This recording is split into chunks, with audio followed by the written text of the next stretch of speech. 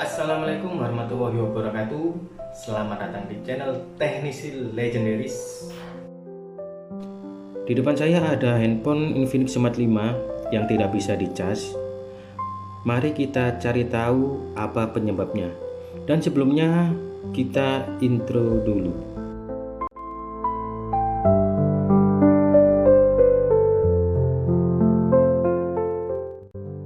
Sebelum kita mengoprek handphone ini, alangkah baiknya kita berdoa dulu agar segala urusan kita dipermudah oleh Allah Subhanahu wa taala. Amin. Lanjut ke pembahasannya. Langkah-langkah apa saja yang harus kita lakukan untuk mengetahui handphone ini tidak bisa dicas? Sebenarnya ada berapa faktor ya yang di sini. Kita cari yang biasa, seperti biasa kita cari yang mudah dulu. Ini sebenarnya kita jangan terburu-buru membongkarnya. Kita pastikan dulu langkah-langkah apa saja yang harus kita lakukan. Yang pertama, cek dulu bagian patok casnya. Pastikan bahwa patok casnya itu berfungsi dengan baik, bisa mengecas. Kita ganti-ganti handphone misalkan. Kalau sudah kita pastikan casnya sudah baik, kita lanjut ke langkah selanjutnya, yaitu kita cek bagian kabelnya. Kita cek bagian kabelnya, pastikan kabel masih dalam kondisi yang baik dan berfungsi dengan baik. Caranya kita jangan terpaku ke satu handphone. Kita cari handphone lain, kita tes apakah kabelnya itu berfungsi sama patoknya. Kalau ternyata dia mau mengisi, berarti kita lanjut ke tahap selanjutnya, yaitu kita ke konektor casnya. Pertanyaannya, di mana letak konektor charger Infinix Smart 5? Nah, ini seperti yang tertera di video. Letak konektor charger berada di bawah. Di handphone bagian bawah ada lubang. Biasanya kita menghubungkan kabel cas, kita tancapkan. Nah, itulah konektor charger Infinix Smart 5 nya. Nah, ini wajib kita ketahui. Sebelum kita mencopot konektor chargernya, kita wajib mencopot dulu papan PCB yang bagian bawah, karena konektor chargernya masih nempel di papan PCB bagian bawah. Dan jangan lupa kita copot kabel-kabelnya, karena di Infinix itu fibranya yang bagian getarnya itu masih menempel di PCB bawahnya. Kita pelan-pelan dulu, kita pastikan kabelnya itu copot, baru kita angkat papan PCB-nya pelan-pelan.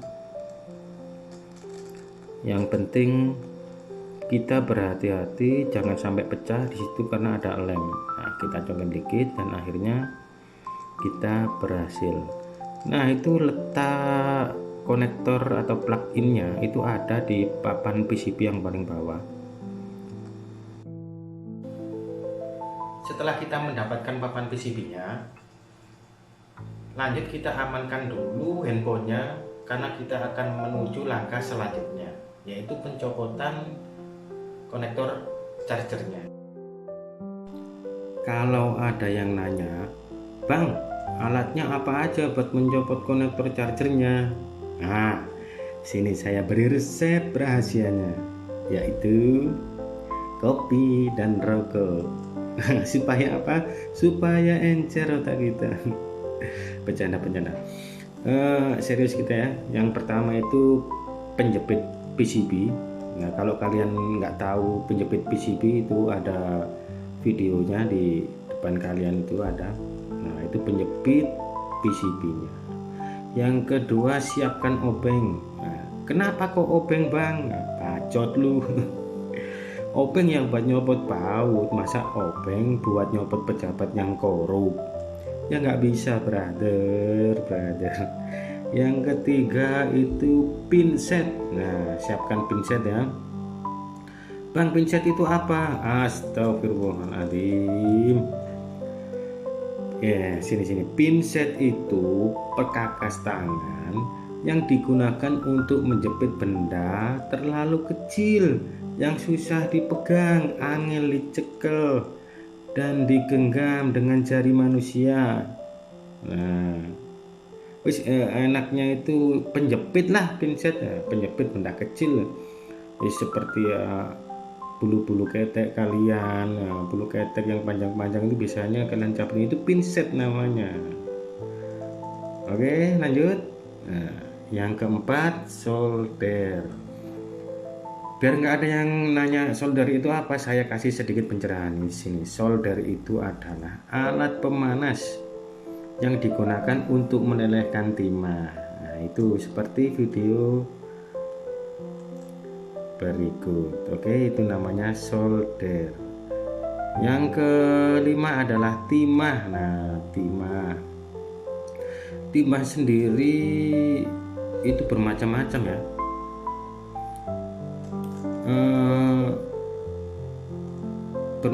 Bermacam-macam itu bentuknya, seperti timah gulung, mungkin timah pasta, timah cair, dan ada juga yang timah itu yang berbentuk butiran kecil-kecil. Biasanya itu buat kita menempel kaki-kaki IC kayak gitu, dan masih banyak lagi macamnya. Nah, oke. Yang keenam adalah yang kita perlukan, blower. Blower juga memiliki banyak macamnya, diantaranya analog dan digital.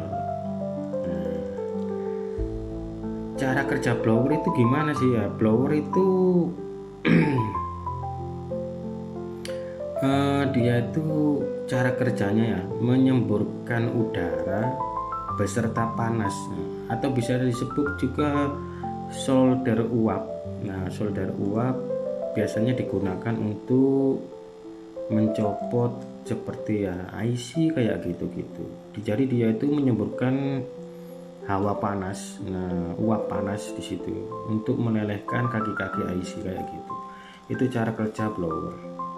Yang ketujuh adalah fluk, fluk pasta. Fungsinya apa masih fluk? Fluk itu ya macam juga, ada fluk pasta, ada fluk cair ya. Yang kebetulan tadi yang saya gunakan adalah fluk cair. Fungsinya apa? Kegunaan fluk itu sendiri pada dunia elektronik.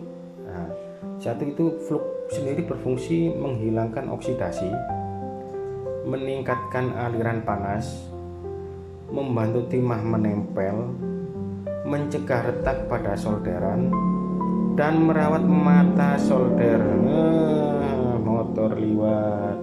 Oke, merawat mata solder. Itu fungsi dari fluk itu sendiri. Nah, yang ke-8 itu sikat gigi. Waduh, buat apa sikat gigi bang? Ya, buat sikat hatimu. Enggak lah, sikat gigi ini ya peran sikat gigi di sini itu berfungsi sebagai pembersih komponen atau pembersih sisa-sisa kotoran atau fluk yang masih menempel di PCB kayak gitu. Nah, itu fungsi sikat gigi. Biasanya itu kita lumuri dulu dengan thinner. Nah, thinner sendiri dia itu cairan yang digunakan untuk biasanya melarutkan, untuk mengencerkan atau mengencerkan, biasanya mengencerkan cat, nah kayak gitu-gitu, pernis atau lem kayak gitu. Nah, ini cocok untuk pembersih PCB atau sisa-sisa fluk yang masih menempel di PCB kita. Yang ke-10, penyedot timah. Nah, penyedot timah itu fungsinya untuk ya ngangkat timah. Biasanya itu kalau ada di konektor ya, di konektor itu ketika kita angkat, lubangnya itu tertutup dengan timah. Nah, itu kita bisa kita bersihkan dengan penyedot timah. Kalau enggak, kita bisa bersihkan dengan yang namanya itu kayak kabel, dia kabel, saya lupa namanya apa itu ya. Nah, ya seperti itulah yang tadi sudah kita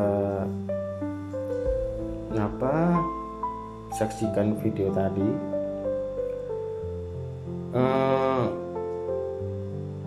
Bentar, iya, namanya apa ya? Untuk pembersih kabel pembersih timah lah, intinya kayak gitu. Enaknya ngomong kayak gitu ya.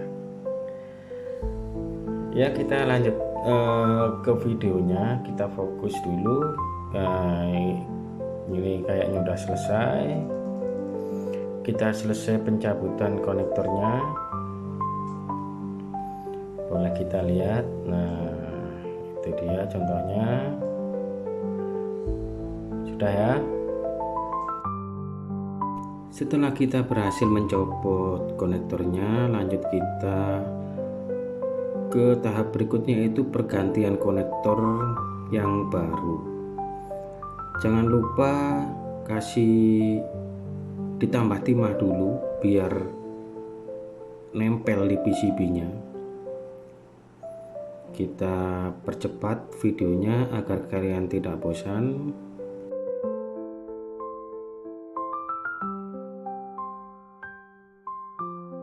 Tambahkan lagi di sambungan konektor agar ditambahkan lagi timah, maksudnya agar tidak meliweh ketika kita colokkan ke kabelnya.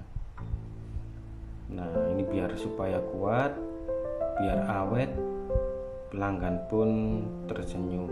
Oke, karena kepuasan pelanggan adalah tujuan kami. Seperti itu.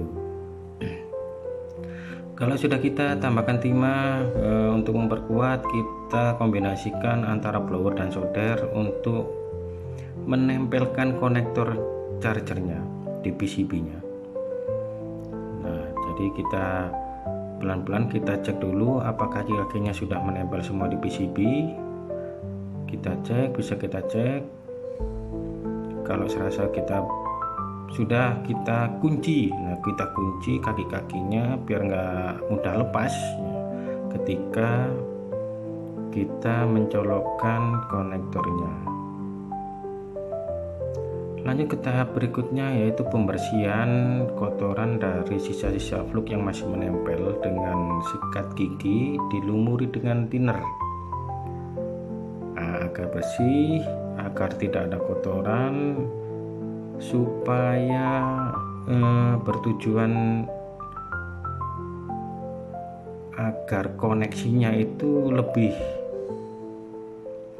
lebih paten gitu lah. Kita singkirkan dulu penjepitnya, kita taruh, kita percepat dulu videonya. Seperti biasa kita bersihkan lahan kita. Kita bersihkan lahan kita singkirkan dulu.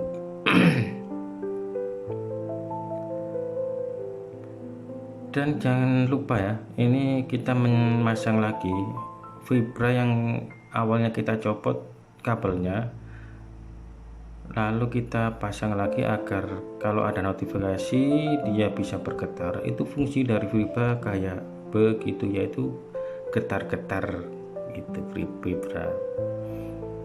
Dan jangan lupa kita pasang lagi baut-bautnya, jangan sampai ada yang tertinggal satu pun. Oke, ini dia waktunya kita tes. Nah, itu udah ada tanda-tanda. Ini yang kita tunggu-tunggu. Apakah handphone bisa cas? Sudah bisa ya. Ditandai dengan lampu putih yang ada di pojok kiri atas. Dan di indikator baterai yang ada di kanan itu sudah menampakkan petirnya gitu, petir kali 500. Kalau kita sudah serasa kita udah sukses, sudah mau dicas, lanjut kita pasang-pasang lagi penutup baterainya, kita masukkan lagi SIM tray-nya, kita kembalikan ke sedia kala. Nah, kita pasang dulu, lanjut kita cek. Oke, di sini kita sukses, alhamdulillah. Ya, itu tadi video membosankan dari saya. perbaikan Infinix Smart 5 yang tidak bisa dicas. Terima kasih untuk kalian yang sudah mengikuti channel saya dari awal hingga akhir. Untuk kalian yang baru saja bergabung, terima kasih. Jangan lupa like, subscribe-nya. Jika video ini bermanfaat, jika video ini bermanfaat bagi kalian, silahkan like, subscribe-nya, sebarkan ke teman-teman kalian. Terima kasih. Wassalamualaikum warahmatullahi wabarakatuh.